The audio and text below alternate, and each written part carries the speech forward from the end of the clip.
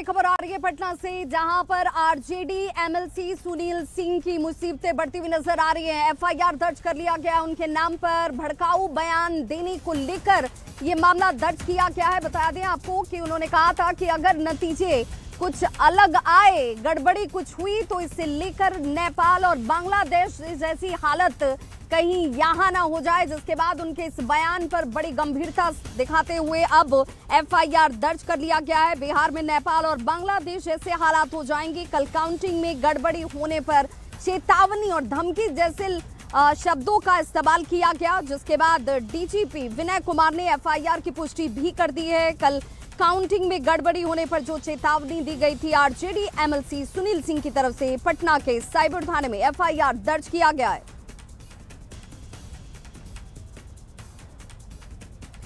तो इस वक्त ये बड़ी खबर जिसमें सुनील सिंह के ऊपर अब देखिए इस तरीके से कार्रवाई, जिसमें एफआईआर दर्ज कर दिया गया है। नेपाल जैसे हालात होने की उनकी तरफ से धमकी दी गई थी। डीजीपी विनय कुमार ने कहा कि ऐसे बयानों पर गंभीरता हमेशा से दिखाई जाती है और इस बार भी दिखाई जा रही है, जिसमें ये कहा जा रहा है कि भाई अगर ऐसे बयान आएंगे, भड़काऊ बयान दिए जाएंगे तो एक्शन भी होगा। एफआईआर दर्ज कर लिया गया है। भड़काऊ बयान देने के मामले में एफआईआर दर्ज किया गया है आरजेडी एमएलसी सुनील सिंह के खिलाफ।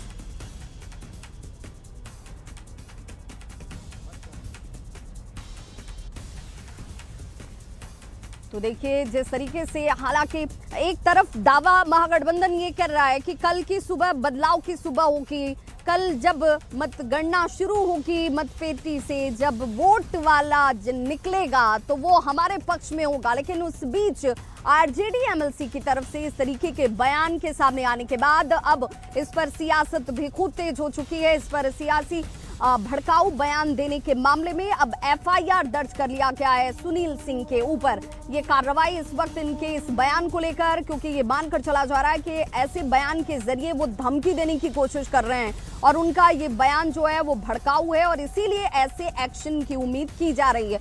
संवाददाता अमित हमारे साथ इस वक्त ज्यादा जानकारी के साथ जुड़ गए हैं। अमित, ये बयान वो भी एक ऐसे नेता से, एक ऐसे एमएलसी से जिनके पास तजुर्बा भी है, उन्होंने कई चुनावों को देखा भी होगा। ये बयान क्या हताशा का बयान है, निराशा का बयान है? क्योंकि लोकतंत्र में तो इसकी कोई जगह है नहीं। देखिए, ये हताशा और जो निराशा है उससे इतर ये बड़बोलापन का बयान है, क्योंकि सुनील सिंह जो है वो अपने बड़बोलेपन के लिए जाने जाते हैं।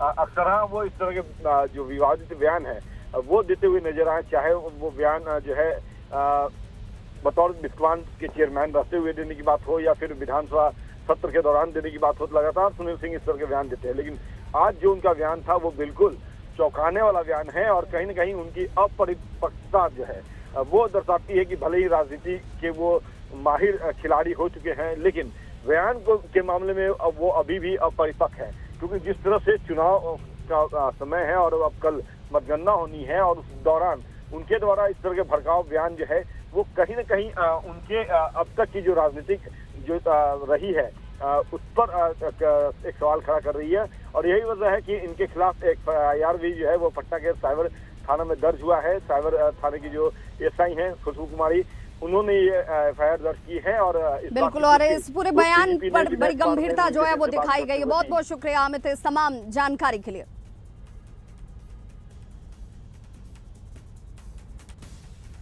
और बीजेपी के राष्ट्रीय मंत्री हैं ऋतुराज सिन्हा। ऋतुराज सिन्हा ने इस पर जोरदार तरीके से पलटवार किया। उन्होंने कहा है कि भाई ऐसे बयान की लोकतंत्र में कोई जगह नहीं है।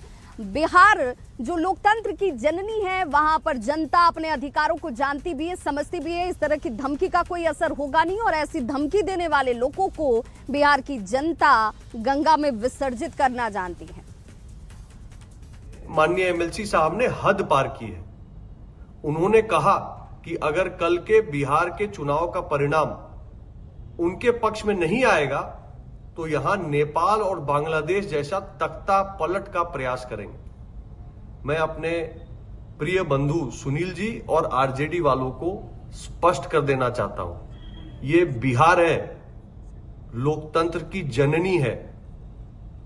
यहां पर लोकतांत्रिक व्यवस्था को चरमराने का कल्पना भी मत करिएगा। नहीं तो जड़ से उखाड़कर विसर्जित कर दिए जाएंगे गंगा जी में।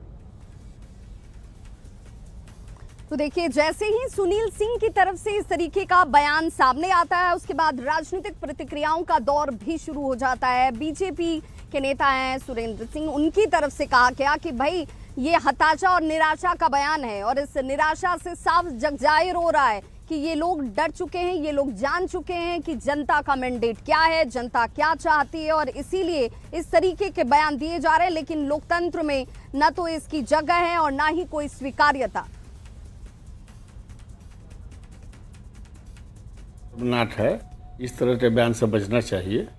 और ये हिंदुस्तान है, कश्मीर से कन्याकुमारी तक है, ये नेपाल या बांग्लादेश नहीं है। और दूसरी चीज़ है कि अब सुनील जी पता नहीं कब से क्रांतिकारी बन रहे, क्रांतिकारी भाषा बोल रहे हैं, नक्सल बन जाएंगे। आपका दम न दासा पाते के बतासा, भोजपुरी में कहावत।